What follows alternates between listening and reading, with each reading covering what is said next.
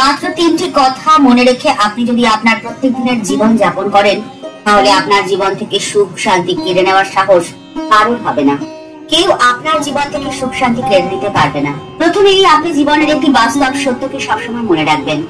জীবনের বাস্তব সত্যটি কি বলুন তো? আপনি যত বেশি আঘাত পাবেন, ততই আপনার মনে জেদের জন্ম হবে, আর জেদই হলো সেই আতুর ঘর যেখান থেকে সফলতা আসে। তাই যখন আপনি আঘাত পাবেন, তখন একদমই ভেঙে পড়বেন না, হতাশ হবেন না। আপনার মনে যদি জেদ তৈরি হয়, সেই জেদটিকে আপনি ধরে রাখতে শিখুন। শ্রীমা সারদা দেবী বলছেন, জীবনের উদ্দেশ্য কি জানো? জীবনের উদ্দেশ্য হলো ভগবান লাভ করা আর তার পাদপদ্মে সর্বদা মগ্ন হয়ে থাকা। কিন্তু তার মানে এই নয় যে তুমি চোখ বন্ধ করে থাকবে। যেখান দিয়ে যাবে তার চতুর্দিকে কি হচ্ছে না হচ্ছে সব দেখে রাখবে, আর যেখানে থাকবে সেখানকারও সমস্ত খবরগুলো জানা থাকা খুব প্রয়োজন, কিন্তু কাউকে কিচ্ছু বলবে না। মায়ের এই বাণীর মধ্যে দিয়ে মা আসলেই বলতে চেয়েছেন যে সবকিছু জানা ভালো ঠিকই, কিন্তু এমন কিছু কাজ না করতে বা না বলতে যাতে জীবন উদ্দেশ্যহীন হয়ে যায়। জীবনের প্রকৃত উদ্দেশ্য থেকে আমরা দিকভ্রষ্ট হয়ে যাই, আর অকারণ তর্ক করে অন্তরের সমস্তটুকু শান্তি যেন আমরা নষ্ট না করে ফেলি। আপনার জীবনের সুখ এবং শান্তির দায়িত্ব সম্পূর্ণ আপনার উপরে নির্ভর করে। হতাশা নিরাশাকে জীবনে কখনো স্থানই দেবেন না। আপনি কাউকে বিশ্বাস করলেন, কিন্তু সে আপনার সাথে বিশ্বাসঘাতকতা করলো, সে আপনাকে ঠকালো, সে মনে করলো আপনাকে সে বোকা বানালো। কিন্তু বাস্তব ঘটনাটি কি বলুন তো?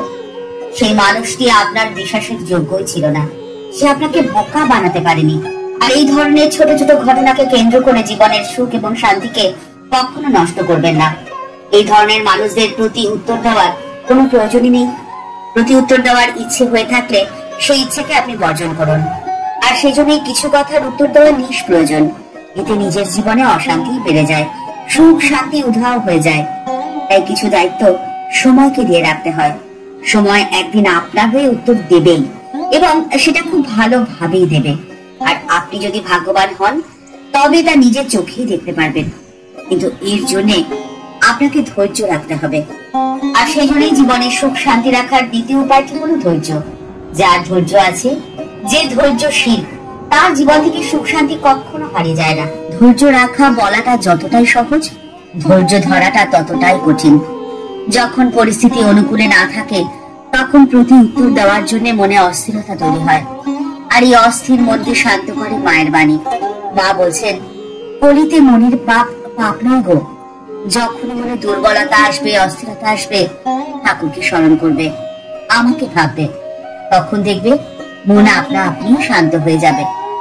তবে মনকে শান্ত রাখার সব থেকে ভালো উপায় কি বলতো? মনকে ব্যস্ত রাখা। কখনো চুপচাপ বসে থেকো না, কিছু না কিছু কাজ করবে। একটা কিছু কাজ নিয়ে থাকতে হয়, নইলে অলস মনে নানা চিন্তা এসে ভিড় করে, আর মনের অস্থিরতা বেড়ে যায়। আর তৃতীয় উপায়টি হলো, আপনার জীবনের প্রায়োরিটি কি সেটি আপনাকে নির্বাচন করে নিতে হবে। কে কি ভাববে, কে কি বলবে, এসব চিন্তা ছেড়ে দিয়ে যেটা আপনার ভালো লাগে শুধুমাত্র সেটাকেই আপনি প্রাধান্য দেন। কারণ দিনের শেষে সবাই নিজের নিজের জায়গাতে ফিরে যাবে, আর আপনার কর্মফলের মাসুল আপনাকেই দিয়ে যেতে হবে। আপনি কথাটি মনে রাখবেন যে জীবনটা বড্ড ছোট, আপনার হাতের সময় যে বড্ড কম। খুব কম সময়ের অতিথি হয়ে এই ধরাধামে আসা। তাই হিসেব করে সংসার চালাতে পারলেও হিসেব করে জীবন কখনোই চলে না। কারণ আপনি তো জানেন না ঠিক পর মুহূর্তেই আপনার জীবনে কি আসতে চলেছে, কি ঘটতে চলেছে। তাই আপনি যে মুহূর্তটাতে রয়েছেন, সেই মুহূর্তটাকে সম্পূর্ণভাবে আনন্দময় করে তুলুন। আর এটাই হলো জীবনের মূল সত্যি কথা। জীবনের প্রত্যেকটি মুহূর্তকে আনন্দে ভরিয়ে রাখতে জানলেই আপনি সব সময় সুখে এবং শান্তিতে থাকতে পারবেন। আর এর জন্য আপনার প্রথম এবং প্রধান কর্তব্য কি বলুন তো? প্রথম এবং প্রধান কর্তব্যই হলো আপনার আত্মমর্যাদাকে রক্ষা করা। কারণ যে নিজের মর্যাদা নিজেই রক্ষা করতে জানে না বা পারে না, সে অন্যের কাছে কি করে মর্যাদার দাবি করবে বলুন তো?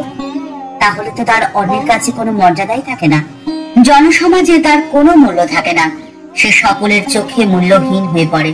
তাই সবার প্রথমে পরিস্থিতি যতই প্রতিকূল হোক না কেন, আপনার নিজের মর্যাদাকে নিজেই রক্ষা করতে জানতে হবে। আর আপনি আপনার আত্মমর্যাদা রক্ষা করতে তখনই পারবেন যখন আপনি জ্ঞানী হবেন। ঠাকুর বলছেন, ঈশ্বরকে জানার নাম জ্ঞান, আর ঈশ্বরকে না জানার নামই হলো অজ্ঞান। কল্পতরু শ্রী রামকৃষ্ণ মানব জাতিকে এক নতুন ভাব উপহার দিয়ে গেছেন। সেই উপহারটি কি বলতো? সেই উপহারটি হলো একটা নতুন ভাব, যা স্বামীজির ভাষে আত্মায়ন মুখ্যার্থান জগদ্ধীতায়াচা। মানব জীবনের উদ্দেশ্য তো ঈশ্বরলাভ তথা মোক্ষ লাভ। তবে বর্তমান যুগে তার সাধন পথটি একদম নতুন। সেই পথে যারা চলেন তারা সবার পেছনে যারা থাকে, সবার নিচে যারা থাকে, সব হারাদের মাঝে যাদের অবস্থান, তাদেরই সেবা করেন, তাদেরই পুজো করেন। কারণ জীবের সেবা তো প্রকৃতপক্ষে জীবের পুজো করা। প্রত্যেকটি মানুষের মধ্যে তো ঈশ্বর রয়েছেন। মানব সেবার মধ্যে দিয়ে সেই ঈশ্বরের যদি পুজো করা হয়, তবে যে সুখ, যে শান্তি মনে পাওয়া যায়, তার কোনো মূল্য হয় না, তা অমূল্য। ক্ষুধার্থের মুখে এক মুঠো অন্ন তুলে দেওয়ার মধ্যে যে আনন্দ রয়েছে, যে শান্তি রয়েছে, তার সন্ধান যিনি পেয়েছেন, তার জীবনে কোনোদিনও অশান্তি থাকতেই পারে না। তার জীবন হবে সম্পূর্ণ শান্তির, সুখের আর আনন্দের। ঠাকুর, মা ও স্বামীজির আশীর্বাদের হাত যেন থাকে আপনার মাথার উপরে।